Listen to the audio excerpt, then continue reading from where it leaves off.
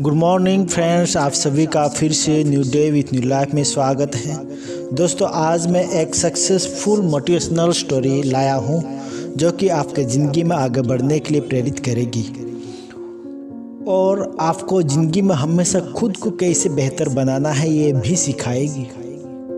खुद के लिए बनाए गए लक्ष्य को प्राप्त करने में आपका सहयोग देगी, जिससे आप एक बेहतर इंसान बन सके। यह कहानी आपको सफलता के मार्ग में आगे लेकर जाएगी। तो आइए शुरू करते हैं आज की कहानी एक गांव के व्यक्ति के बारे में। एक गांव में एक मूर्तिकार रहता था। वह काफ़ी खूबसूरत मूर्तियां बनाया करता था और इस काम से वह अच्छा कमा लेता था। उसके घर एक बेटा हुआ। उस बच्चे ने बचपन से ही मूर्तियां बनानी शुरू कर दी थी। बेटा भी बहुत अच्छी मूर्तियां बनाया करता था। बाप अपने बेटे की कामयाबी पर खुश होता था, लेकिन हर बार बेटे की मूर्तियों में कोई ना कोई कमी निकाल दिया करता था। वह कहता था, बहुत अच्छा किया है, लेकिन अगली बार इस कमी को दूर करने में कोशिश करना। बेटा भी कोई शिकायत नहीं करता था। वो अपने बाप की सलाह पर अमल करते हुए अपनी मूर्तियों को और बेहतर करता रहा।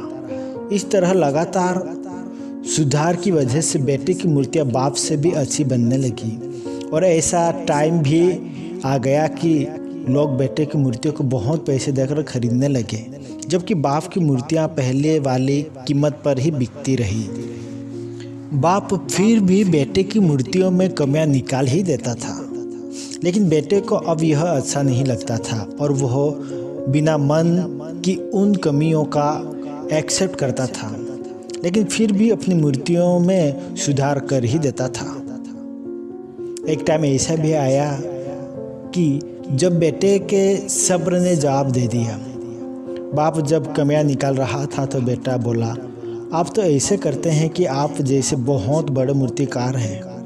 अगर आपको इतनी ही समझ होती तो आपकी मूर्तियाँ इतनी कम कीमत में ही क्यों बिकती हैं? मुझे नहीं लगता कि आपकी सलाह लेने की मुझे ज़रूरत है। मेरी मूर्तियाँ परफेक्ट है। बाप ने अपने बेटे की यह बात सुनी तो उसे बेटे का सलाह देना बंद कर दिया और उसकी मूर्तियों में कमियां निकालना बंद कर दिया। कुछ महीनों वो लड़का खुश रहा, लेकिन फिर उसने नोटिस किया कि लोग अब उसकी मूर्तियों की इतनी तारीफ नहीं करते जितनी पहले किया करते थे और उसकी मूर्तियों के दाम बढ़ना भी बंद हो गया है। शुरू में तो बेटे को कुछ समझ नहीं आया, लेकिन फिर वह अपने बाप के पास गया और उन्हें इस समस्या के बारे में बताया।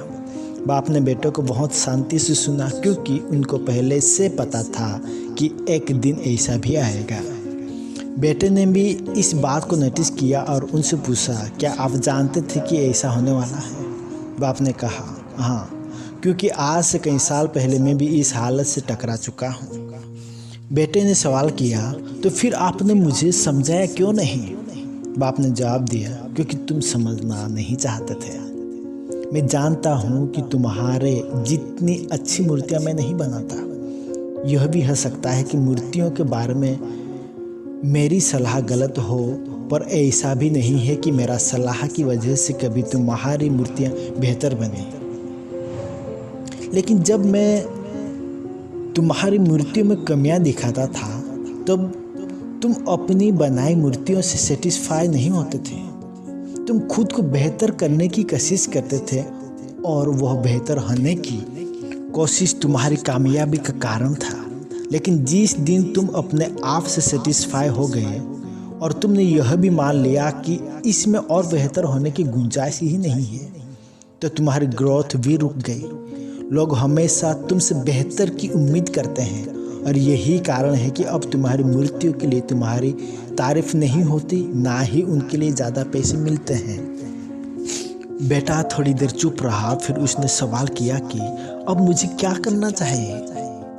बाप ने एक लाइन में जवाब दिया, अनसेटिस्फाइड होना सीख लो। मान लो कि तुम में हमेशा बेहतर होने की गुंजाइश बाकी है। यही एक बात हमेशा आगे बेहतर होने के लिए इंस्पायर करती रहेगी।